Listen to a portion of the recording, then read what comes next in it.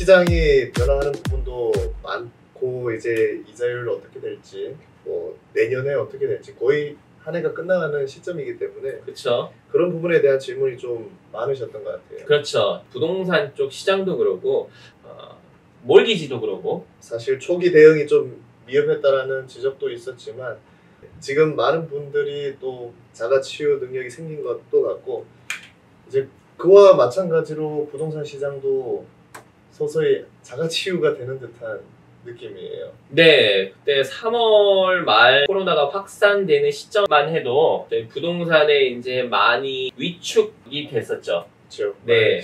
소비자 심리가 많이 위축돼서 3월 달에는 보통 이제 여름 시장을 준비를 해야 되는데 많은 분들이 조금 좀 멈칫하는 시기가 왔었고 네. 특히 자영업자분들 이제 4월 달에는 정부에서 제한적인 그런 영업 제한을 뒀기 때문에 많은 분들이 비즈니스를 잠시 중단하시거나 아니면 폴로라든지 네. 직장에서 잠시 쉬시거나 그런 경우가 많아서 3월, 4월, 5월은 정말 정신없이 지나간 것 같아요. 조지아 주지사가 경제 활동을 stay at home이라고 집에 자가격리를 했었죠. 그렇죠. 네. 제한적인 경제 활동만 허용을 했었기 때문에 특히 자영업 하시는 뭐 식당이라든지 세탁소 이런 부분이 많이 타격을 입었던 걸로 지금 알고 있습니다. 그래서 융자 시장에서는 사실상 이자율이 많이 낮아졌기 때문에 이제 재융자를 하시는 분들의 문의가 많으셨고요. 그 이유는 그렇죠. 아무래도 페이먼트를 좀 줄여야 되는 상황이 오지 않느냐라는 예측과 그리고 역대 몰기지 이자율이 최저를 계속 기록하고 있었기 때문에 이제 재용자 문의가 좀 많아서 여름에는 재용자 하시는 분들 도와드리고 지금 여름이 지나고 나니 다시 집을 구입하시는 분들의 네. 문의가 조금 생기는데 나중에 가이드라인이 어느 정도 코로나로 인해서 변화된 부분이 있습니다. 그 네. 부분에 대해서도 조금 설명을 드리려고 하고요. 부동산 시장만 해도 2008년처럼 이제 재현되는 거 아니냐 이런 식으로 많이 걱정이 많았는데 실질적으로는 저희가 장기전으로 이렇게 확산이 되다 보니까 부동산 시장은 오히려 더 바빠진 것 같아요. 그렇죠. 바빠진 부분도 있으시고 네. 이제 그에 반면 계획하고 있으신 분들이 계획을 조금 보류하시는 분도 있었던 것 같아요. 이게 몰기지를 먼저 승인 받으신 분들이 뭐 잠시 유보를 하겠습니다라는 분들도 많이 계셨었고요. 올해 여름에 많이 구입하셔야 되는 분들이 구입을 하지 못하시고 지금 팬데믹 시장 분위기를 보시고 내년에 어떻게 구입하셔야 되는지 내년에는 어떻게 부동산 시장의 변화가 있을지 사실 융자 회사에도 많이 물어보고 있으세요. 어떻게 전망을 하시나요?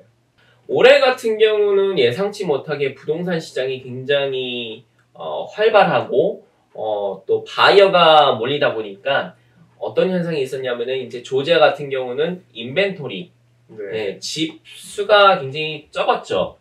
사실 적은 숫자가 아닌데 많이 적은 느낌이 올 정도로 매물이 나오지 않았던 것 같아요. 네, 실질적으로 저희가 이제 손님들을 모시고 집을 이제 쇼핑을 하게 되면은 정말 요즘 같은 경우 경쟁이 너무 세요. 그렇죠. 네. 셀러스 마켓이라고. 네, 완벽한 셀러스 마켓이라고 보셔도 되는데 이런 분위기가 아마 내년까지도 지속될 것 같고요. 그 특별한 이유에서는 이제 저금리가 한몫하는 분위기고요.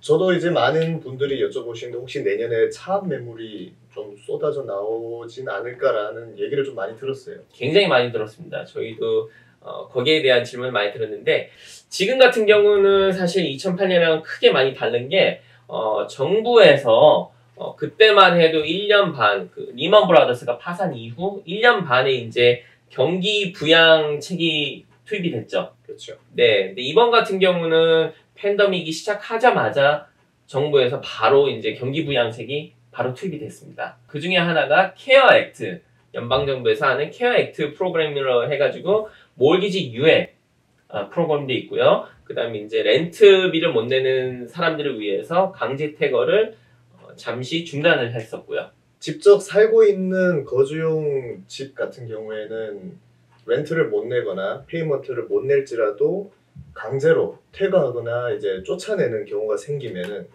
분명히 경제 공황이 올 거기 때문에 그쵸. 이제 그런 부분을 방지하고자 하는 차원에서 정부에서 조치했다고 보시면 될 것 같습니다. 그렇죠. 네, 전체적으로 보면은 경제 2008년 같은 경우는 전체적인 경제가 많이 붕괴가 됐었어요. 서프라임으로 인해서. 근데 지금 이런 코로나 이후에는 전체적으로 경제가 많이 붕괴됐다 보기는 힘든 게 아마존 같은 거나 푸드 딜리버리, 그다음 뭐 온라인 비즈니스, 뭐 뷰티 서플라이, 뭐 핫윙, 한국 분들이 많이 종사하시는 윙가게 이런 업종들은 오히려 더 바빠지셨단 말이에요. 이제 업종별로 부익부 빈익빈 현상이 조금 많이 생기는 것 같은 그런 그렇죠. 현상을 보이는 것 같은데 이제 그에 따라서 많은 정부의 가이드라인도 좀 바뀌고 있는 추세인 것 같습니다. 네, 그러면 내년에도 이제 내년 부동산 전망을 하셨을 때도 이제 계속 셀러스 마켓일 거라는 예측을 하셨는데 사실 그러면 구매하시는 분들도 주택을 찾기가 그렇게 쉽진 않을 텐데 조금 더 미리 준비하셔야 될 부분은 뭐가 있으실까요? 가이드라인은 이제 융자 쪽에서 많이 바뀐 것 같아요. 특히 자영업에 종사하시는 분들 같은 경우는 정부에서 이제 보는 융자 심사 가이드라인이 많이 바뀌었기 때문에 먼저 상담을 받아야겠죠? 그렇죠. 네. 네, 올해 이제 PPP를 받으셨거나 아니면 EIDL 그리고 이제 회사원 같은 경우에는 Unemployment Benefit 받으셨던 기록으로 인해서 정부에서 융자를 받으실 때 이러한 부분에 대한 설명을 요구하는 가이드라인이 조금씩 업데이트되고 있어요. 하지만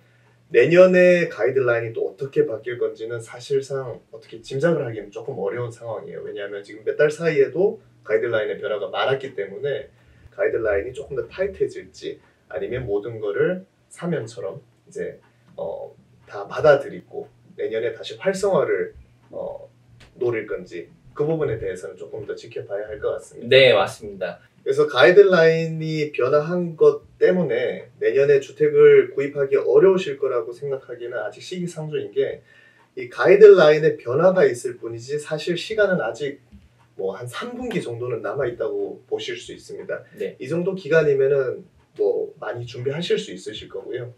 융자 같은 경우에는 3개월 정도 타이트하게 준비하시면은 어느 정도의 약간 미흡한 부분은 뭐 이제 개선할 수 있기 때문에 부동산을 내년에 구입하시는 거를 알아보시고 있으시다면은 내년 초부터 그리고 아니면 세금 보고하시기 전에 어떤 내용을 준비하셔야 되는지 조금 더 상담을 받아보시는 것을 조금 권유드리는 분위기인 것 같습니다. 네. 네. 그래서 오늘은 한번 팬데믹으로 인해서 부동산 그리고 또 몰기지 시장의 변화를 한번 알아봤고요. 네, 아무래도 올해 안 좋은 상황들 잘 견뎌내시고 버티리라 이제 믿고 있고요. 올해 잘 버티신 만큼 내년에 또 계획하시는 부분이 있다면은 이 부동산 부분에 있어서는 꼭 세금 보고하시기 전에 그리고 시간이 많으실 때 한 4달에서 5달 정도 그 정도 텀을 가지고 준비하신다면은 계획하신 부분을 잘 그래도 이룰 수 있을 거라고 믿습니다. 감사합니다.